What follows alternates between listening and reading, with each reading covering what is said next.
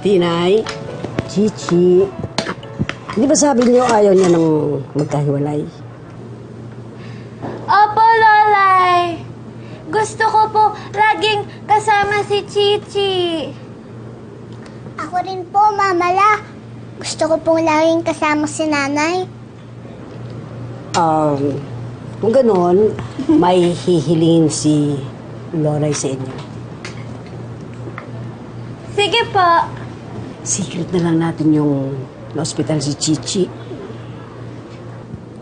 Kahit kay Archie? Eh, paano po pag tinanong po kami ng judge? Magsisinungaling po ba kami, Mamala? Tinay, Chichi, di ba ayaw ni Lola at ni Lolo na nagsisinungaling kayo? Pero sa pagkakataong ito, kailangan nyo magsinungaling. Para hindi kunin si Chichi sa'yo, Tinay. Maliwanag ba yun?